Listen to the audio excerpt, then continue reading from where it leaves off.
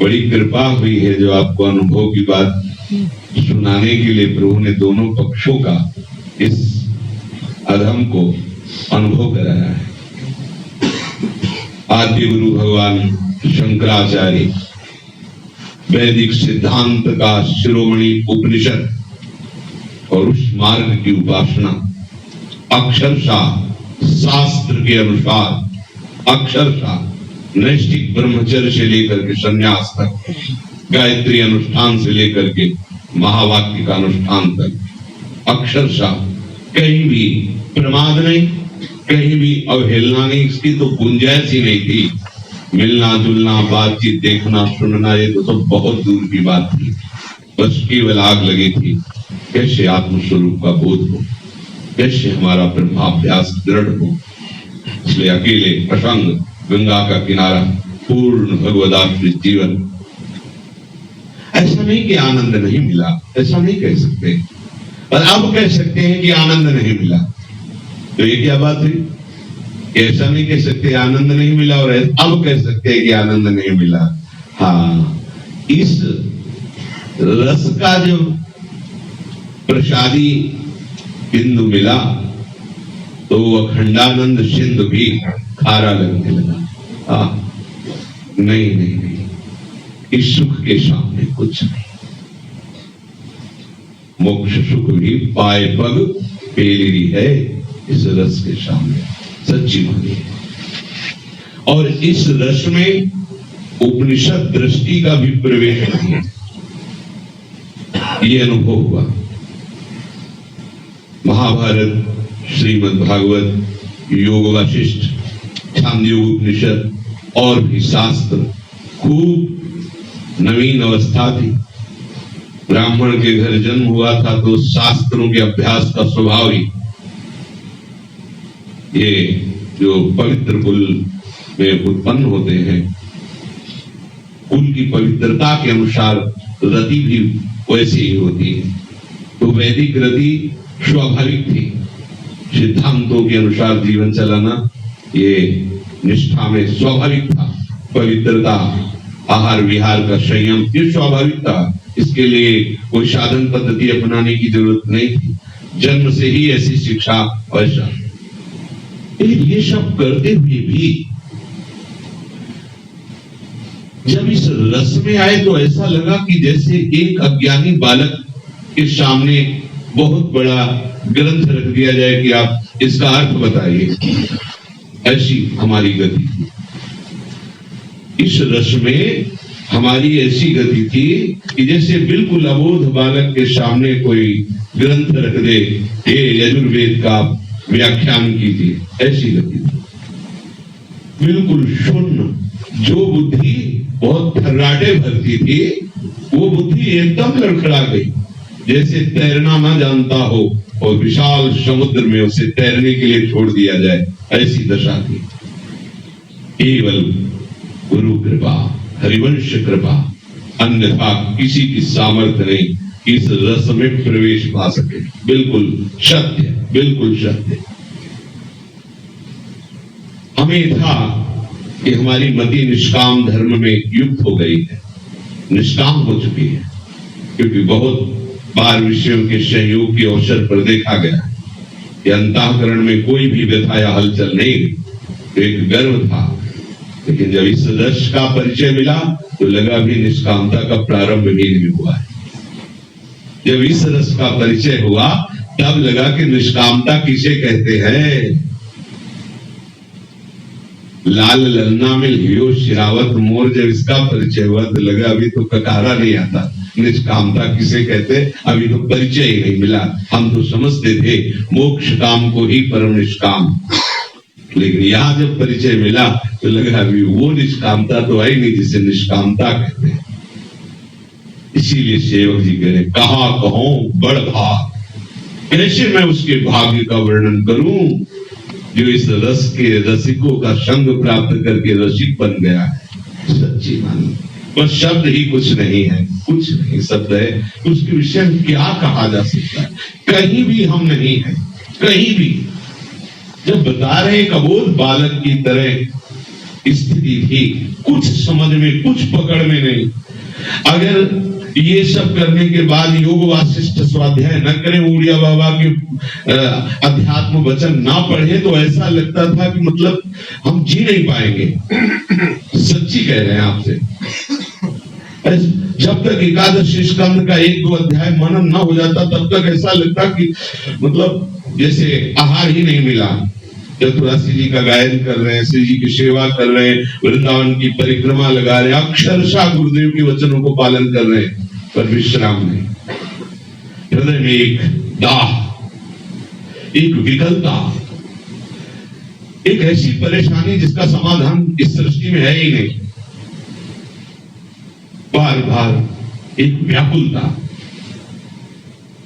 ना किसी से कह सकते, ना किसी को समझा सकते, ऐसी पीड़ा। अब वो समझ में आया कि वो जो हलचल, वो जो पीड़ा थी, वो पीछे के सारे संस्कारों को भस्म कर रही थी। क्योंकि साधन का अभिमान रखने वाला मन अब उसे कुछ पकड़ में ही नहीं मिल रहा था। क्या करे वो? करे तो क्या करे? अभी तक आश्रय नहीं हुआ था, ध्यान रखना। सब चल रहा था लेकिन आश्रय नहीं हुआ था। और एक दिन आश्रय हुआ। वो घड़ी हमें याद है, शाम के 4 बजे थे, जब रामकृष्ण मिशन से रिपोर्ट आई। और दिन में 12 बजे बलराम जी आ गए और डॉक्टर ने कहा तुम्हारी किडनी खराब है। किडनी क्या होती है? बोले शरीर का वो अंग होता है जिसके खराब होने पर आदमी मर जाता है। बिल्कुल बुद्धि में कोई ऐसा इस तरह का ज्ञान नहीं था, छोड़ शास्त्रीय ज्ञान और साधन की कोई बात ही नहीं। बच्चापन से निकले थे, कुछ पता ही नहीं था। भोले भाव में बैठ गया कि अब मरना है, किडनी खराब, परेशानियां बहुत बढ़ चुकी थी, लगा कि तो मरना है। शाम टाइम एकांत था, बहुत ही हृदय विकल हो गया। ना हमारे पास 1 रुपया, न एक व्यक्ति, न कोई बात करने वाला, न रहने की जगह, बिल्कुल मतलब बिल्कुल असहाय। प्रिया प्रीतम में कोई ऐसी विशेष आसक्ति नहीं, लगा जीवन व्यर्थ गया। और विचारों में डूबते चले गए, अब तो साधन भी नहीं बनेगा, शरीर तो बेकार हो गया। इस मार्ग में आए, कुछ अनुभव नहीं है, कुछ पता नहीं चल रहा, शरीर छूट गया तो जीवन अधूरा है। और लक्ष्य पर दृढ़ता ऐसी रहे कि कुछ होगा। जैसे काशी में रहे तो कभी किसी आश्रम में जाकर रोटी नहीं मांगी, कभी किसी से भिक्षा नहीं मांगी। घाट पर भगवत वृत्ति से जो आता वो उसी को पाते। कभी इतना सत्तू आ गया, कभी कोई एक बर्फी दे दी, एक बर्फी कभी दे दी, हाथ तो अन्न नहीं मिला। अन्नपूर्णा का नगर है और उन्होंने ऐसी कसौटी कसी, किसी से नहीं मांगी। गंगा जल पी बल लक्ष्य की प्राप्ति करनी। हमें हमारे अंदर दूसरा कभी भाव नहीं आया कि आश्रम या ये सब विचार ही नहीं थे। बड़ा आर्त भाव प्रकट हुआ और उस दिन स्वामिनी से रोए। कभी राधा नाम लेकर रोए नहीं थे तब तक, क्योंकि वो स्वाभाविक एक वृत्ति थी। जहां एकांत में पद्मासन लगा के बैठ गए, ठीक है, निज मंत्री से ही पर मंत्राकार वृत्ति। और ये था कि ठीक है सब बातें हैं, लेकिन सेवक जी कह रहे आत्मा हरिवंश प्रगट परमानंद। वो अपने ज्ञान की वृत्ति जो है घसीटती थी। और श्री हरिवंश विदित विधिवेदम, श्री हरिवंश जो तत्व अभेदम। जब आत्मा हरिवंश है तो आत्मा के सिवा कोई है नहीं, तो वो अभेद तत्व मैं ही हूँ। वो बार बार उसी में क्योंकि वो अभ्यास है, बार बार उसी में अभेद तत्व में ले आता, बार बार उसी में ले। तो लगा चाहे आत्मा हरिवंश को या हम ब्रह्मास्त्र को, बात तो एक ही, वही आता घूम घूम के। आज बात बदली, जब सब तरह से असमर्थ और इस रस की कहीं न कहीं गुरुदेव भगवान की कृपा कटाक्ष से पिपासा और अपने को असमर्थ, तो आज रोए किशोरी जो सुना है आपका स्वभाव बहुत करुणामय। मैं तो गया और ना तो आपसे प्रेम हो पाया, ना आपका किसी तरह से सेवा दुलार हो पाया। लाडली जो तो ऐसी विकलता के, वो उस विकलता को कह नहीं सकते, क्योंकि बच्चापन से कष्टों का ही सामना करते हुए, ये जो आवाज देख रहे कुछ नहीं, कष्टों का सामना करते कभी रोए नहीं। सच्ची मानना, भयानक से भयानक कष्ट में कभी आंसू नहीं आए। क्योंकि वो जैसा चिंतन होता है वैसी बात होती है, सब मायाकृत है। नहीं, जहां कहीं कोई भी कैसी भी परिस्थिति, नहीं, सब मायाकृत है, ये सब झूठा है, स्वाप्निक है, नहीं मानना, बस स्वरूप में हर समय सच्ची मानना। क्योंकि बार बार सच्ची इसलिए कहना पड़ता है कि ये सब अलौकिक बातें, अधिकारी नहीं थे, पर गुरु कृपा भी है और उन्हीं की कृपा से ही हमारा जीवन आगे भी है। एकदम ऐसा भावावेश सा हुआ और सामने जुगल जोड़ी दिखाई, कभी ध्यान नहीं किया, ध्यान की सामर्थ्य नहीं। अच्छा लगा, श्री जी कह रहे कि मेरे लिए ही तो तू समर्पित है, और जब मैं स्वीकार किए हुए हूं तो तुझे चिंता क्या करना। बस उसी दिन से हमारा जीवन बदल गया, सब साधन का भाव खत्म, बस एक बात बैठ गया, इसके हम है उसने स्वीकार। बस फिर तो शुरू हो गई राधा सुधा की श्लोकों का गायन, 84 जी का गायन, बस फिर वहीं से शुरू हो गया। तो कहा कहो बड़ भाग, बस अगर श्री जी और अगर ये किडनी खराब ना होती तो शायद है मुश्किल से आश्रय होता, क्योंकि 20 वर्ष का वो जो अभ्यास था वो हट नहीं रहा था। पतितों को पावन करना ये सहज है, लेकिन जो अहम ब्रह्मास्म के मार्ग में चल रहा उसको दासोहम में लाना बहुत कठिन है, क्योंकि बार बार वही वृत्ति शास्त्रों की आ जाती है कि सेवक से भाव भेद दृष्टि अज्ञान है, बार बार आ जाता है ही नहीं दूसरा कोई, तो कैसे सेवक स्वामी भाव सिद्ध हो सकता है।